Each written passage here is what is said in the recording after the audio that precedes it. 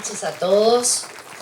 Lo primero que quería decir es que si hay algo con lo que personal y profesionalmente me identifico, es con el título de mi charla hoy, Vivir en la Pregunta. Desde que tengo uso de la conciencia, siempre sentí que ese vivir en la pregunta era una urgencia, era algo inevitable, era, como decían los griegos, una cuestión de mi destino al cual, aunque quisiera, no podía renunciar. Y es por eso que, para empezar mi charla hoy, decidí traer, para compartir con ustedes, esta frase de Albert Einstein, que lo dice en una forma mucho más linda que lo puedo decir yo, metafórica y poéticamente. Estamos en la posición de un niño que entra en una biblioteca llena de libros en muchos lenguajes diferentes. El niño sabe que en esos libros debe haber algo escrito, pero no sabe qué. Sospecha levemente que hay un orden misterioso en el ordenamiento de esos libros, pero no sabe cuál es. Yo no sé si ustedes se sienten identificados con esta afirmación de Einstein, de que todos, porque él dice, estamos, en ese sentido nos convoca a todos, estamos en la posición de un niño, no es ni de un hombre o una mujer, ni de un adulto, ni de un anciano, ni de un filósofo, un científico, un artista o un artesano. No, es un niño. Y incluso aunque ustedes me digan o estén pensando, no, yo no me siento identificado con ese niño al cual alude Einstein, yo me animaría a decirles que seguramente en su infancia sí lo estuvieron. ¿Por qué la infancia? La infancia es fundamental, acá por deformación profesional, ¿no? Tanto como filósofa como psicóloga, con formación psicoanalítica, la infancia es clave. Pero desde la filosofía, muy fundamentalmente, porque para aquellos que nos dedicamos a la filosofía, sabemos, se nos enseña y sabemos que para ser un buen filósofo uno tiene, como dice Nietzsche, que recuperar esa seriedad con la que jugaba cuando era un niño. El niño, o la condición del niño, es muy proclive, muy especialmente proclive al asombro. No es que los adultos no nos asombremos, sí nos podemos asombrar, pero en el niño esa capacidad está mucho más a flor de piel. El niño mira el mundo, la realidad que lo rodea, siente, huele, toca, tiene sensaciones, ve, escucha, se encuentra con cosas y con personas, y esas cosas le despiertan el asombro. Y del asombro nace la pregunta. ¿Por qué preguntamos? Porque nos asombramos, porque hay cosas que nos inquietan, hay cosas que encontramos, personas, hechos, experiencias, sensaciones que despiertan en nosotros ese ¿por qué? ¿Para qué? ¿Qué sentido tiene? ¿Qué hago yo con esto? ¿Por qué esto es así? ¿Y por qué no es de otra manera? Entonces, esa postura del niño es lo que Einstein busca ilustrar en esta frase. Y esa postura, que es la del asombro y la de la pregunta, la de vivir en la pregunta, al mismo tiempo es lo que despierta, lo que incita ese impulso a ir en busca de la verdad, a ir en busca de la respuesta a esa pregunta. Si nosotros pensamos en la filosofía, por ejemplo, la filosofía etimológicamente, esto lo habrán aprendido en el liceo, significa filo, amor, sofía, sabiduría. La filosofía es el amor a la sabiduría. Por eso Pitágoras, cuando allá por el siglo VI a.C., alguien le dijo, pero Pitágoras, usted es un sabio, cosa que lo era, ¿no? Ya en ese entonces, sigue siéndolo hoy. Y él dice, no, yo no soy un sabio, yo soy un filósofo. Esa es se dice que es el primer caso, la primera vez donde que se conoce donde aparece la palabra filósofo. Yo soy alguien que ama la sabiduría. ¿Y por qué la amo? Porque no la tengo. ¿Por qué me pregunto? Porque me conecto, ese asombro me conecta con mi conciencia de no saber. Ahora bien, el no saber, si el conocimiento es poder, como dijo Bacon, la falta de conocimiento o la incertidumbre que aparece en la presentación que acabamos de ver, no genera desempoderamiento. En la incertidumbre, ¿qué nos pasa? Nos sentimos inseguros, nos sentimos vulnerables, nos sentimos sin control de la situación, nos sentimos desamparados. Y entonces, ya siendo niños, ¿qué pasa? Aparece alguien, por decir alguien, la cultura. Todos somos arrojados a la vida, como dicen los existencialistas, pero no en cualquier lugar. Somos arrojados en un entorno, una comunidad, una sociedad, un tiempo histórico, en una familia. Y ese entorno está, a su vez, dentro de una cierta cultura. Y esa cultura, ¿qué es lo que hace? Selecciona de esta gran biblioteca, llena de libros escritos en lenguajes diferentes, algunos libros. Y ya siendo niños, ¿qué hace? Nos da esos libros y nos dice, acá está la respuesta a las preguntas que tú te haces. Vamos a la escuela, al liceo. Si nacimos en una familia religiosa, bueno, somos educados en una cierta religión, con ciertos valores, con ciertas creencias que nos indican qué es lo que es verdad, qué es lo que es mentira, qué es lo que está bien, qué es lo que está mal. Así ya vamos obteniendo esas respuestas que nos ofrece la cultura y que nos permiten sentirnos más seguros, más contenidos, más tranquilos, más adaptados. Y de la infancia pasamos a la adolescencia, y acá voy a ser un poquito más autorreferencial, porque, bueno, yo fui una adolescente, una niña muy inquieta, muy como ese niño adentro de la biblioteca, la única mujer y la mayor en una familia de 6 hermanos, o sea que se imaginan que vivía leyendo mucho, no existían los videojuegos en esa época, y observando mucho a mis hermanos y a mi entorno, y pensando, creo que más que nada por mi propia naturaleza, como expliqué al principio, ¿no? Pero llegué a la adolescencia sumamente adaptada. Yo era una adolescente totalmente normal, digámoslo así, la típica adolescente, rebelde. Si a mí me habían dado los libros que decían que los cisnes son blancos, yo me paraba en la postura de que los cisnes eran negros, y eran todos negros. Y ese libro que a mí me habían enseñado, que a mí me habían mostrado, que a mí me habían dado, donde yo había aprendido que todos los cisnes eran blancos, solamente decía mentiras. Era un divague todo eso. Porque todos los cisnes son negros. Esa es la postura adolescente. Y está bien que así sea. Y yo lo fui. Pero, bien en el fondo, la tía en mí resonaba en mí esto. A mí me encanta. No es un filósofo, pero sí lo... No es un filósofo académico, pero sí lo fue, sin lugar a dudas. Que fue Albert Camus. Y él, cuando encontré esta frase, hace mucho tiempo, yo dije, eso es lo que me pasaba a mí en la adolescencia y aún me sigue pasando.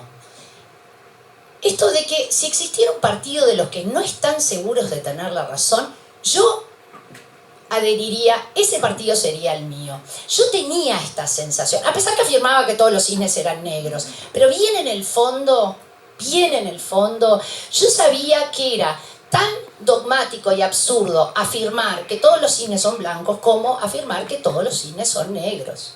Y que en definitiva, cuando hablamos de cisnes, si bien hay cosas que lisa y llanamente no lo son, una zanahoria no es un cisne, un gato tampoco lo es, pero dentro de la categoría cisnes hay matices conocidos y siempre por conocer. Nunca sabemos si nos vamos a encontrar con un cisne que es de una forma que hasta ahora nunca hubiéramos imaginado. Si no, le podríamos preguntarle a Aldous Huxley o a Orwell, ¿no? Que escribieron grandes novelas que en su momento eran pura ciencia ficción y que hoy son pura realidad, ¿no? Entonces, esa conciencia de que, en definitiva, no podemos estar seguros. La mayoría de las veces no estamos seguros. Pero, al mismo tiempo, y con cierta desilusión, yo sospechaba que en algún momento que el ser adulto pasaba por adherir a un partido. Adherir a un partido que tuviera una postura, embanderado con una verdad. Y al adherir a ese partido, mantener esa postura, decir, esta es la verdad. Y aquellos partidos que sean contrarios o que postulen ideas o principios o creencias o valores diferentes, es porque están equivocados. Eso me desilusionaba un poco, les confieso. Y decía, ¿qué voy a hacer yo con esto? No sé. Bueno, en algún momento se me pasará y me adaptaré. Hasta que, este quizá fue el acontecimiento más importante en mi vida y acá no hay nadie de mi familia más directa, no está mi marido ni nada para decirme, pero ¿cómo? ¿No fue el haberme conocido a mí? Bueno, pues sí, fue importante, pero conocer a Nietzsche fue así, es un antes y un después en mi vida. A Nietzsche lo conocí gracias a un vecino. Yo siempre digo que a veces presumimos de que las cosas que nos pasan buenas son mérito propio, pero en realidad la mayoría de las veces se la debemos a un otro o a unos otros que nos abrieron alguna puerta. Bueno, esto yo se lo debo a un vecino que sabía que a mí me gustaba leer y un día apareció con un libro nada tentador, no tenía ilustraciones, nada, un libro marrón con un nylon viejo. Y me dice, mirá, encontré este libro en casa, sí, ¿no? Despreocupadamente, encontré este libro en casa y como tú a ti te gusta leer, pensé, se lo voy a dar a Male. Bueno, le digo yo, gracias. Lo metí adentro de la mochila y ahí quedó por un tiempo. Hasta que un día dije, voy a leer el libro, este libro que lo tengo ahí, que nunca lo agarré. Lo abro y veo el título. Humano, demasiado humano. Lo tienen ahí abajo. Y digo, ¿qué título? Esto realmente tengo que leer este libro. No sé qué tal estará, pero con este título no puedo no leerlo. Y ahí empecé a bucear en sus páginas. Y mi vida cambió. Porque ahí no solamente sentí que Nietzsche estaba escribiendo para mí, lo sigo sintiendo y me encanta creer eso, ¿no? Que de alguna manera cuando él escribió ese libro se estaba imaginando que yo en ese momento, adolescente, lo iba a leer. Yo no sabía ni lo que era la filosofía, ni quién era Nietzsche. Yo solo sabía que ahí, de alguna manera, se me estaba confirmando eso que yo sospechaba y me estaba librando de esa desilusión y de ese miedo a tener que adherir a una verdad, a tener que adherir a un partido. Que yo podía ser un caminante que se dirige hacia un punto de destino, pero no hacia un punto de destino que está predeterminado.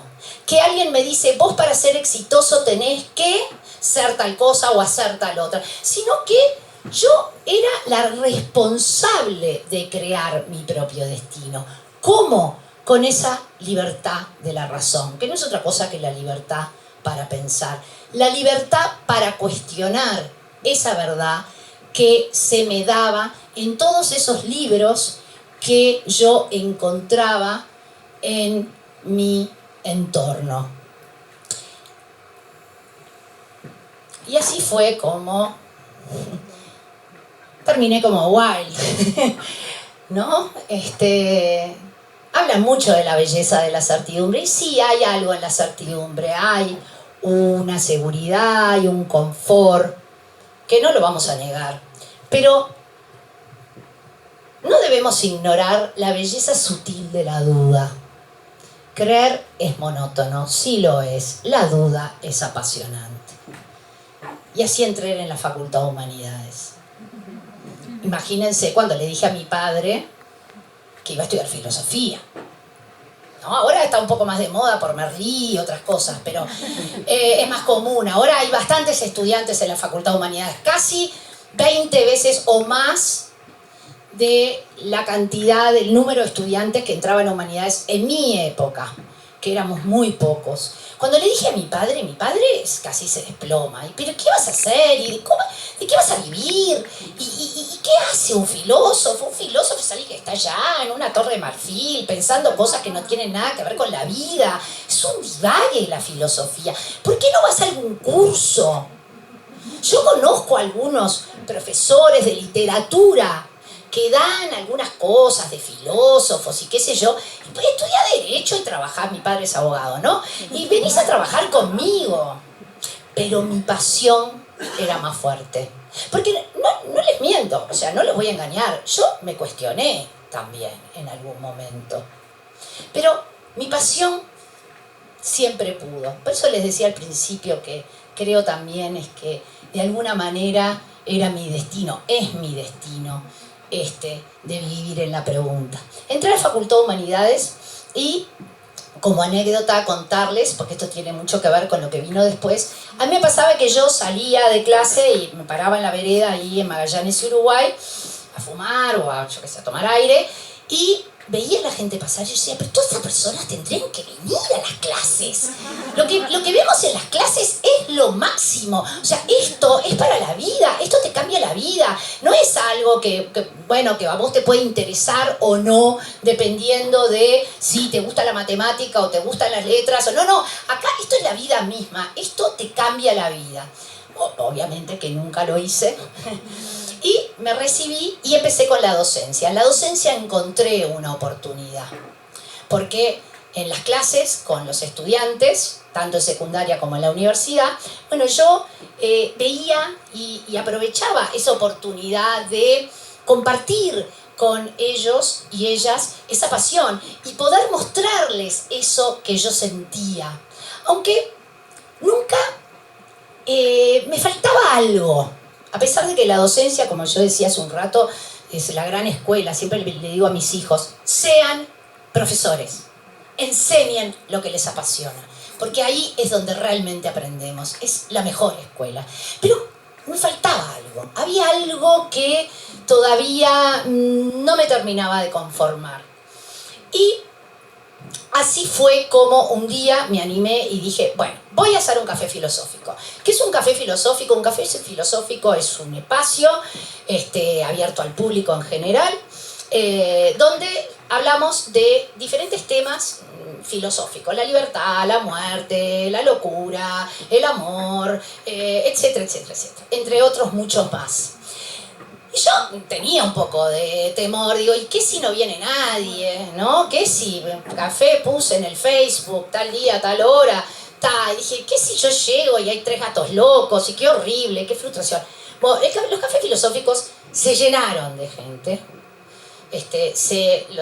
Los hice durante muchos años y hasta el día de hoy se llenan de gente.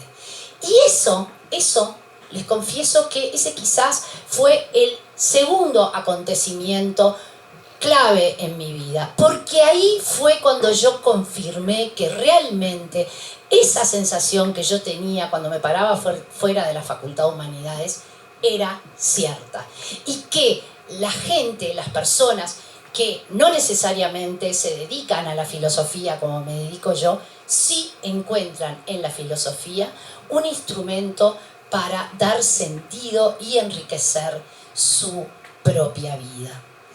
Así fue como después vino la psicología. Estudié psicología a los 40 años, entré en la facultad, me recibí a los 45, era una materia pendiente que tenía y que fue muy importante también para poder seguir practicando y seguir ejerciendo desde ese lugar, desde la filosofía práctica, desde la filosofía para la vida.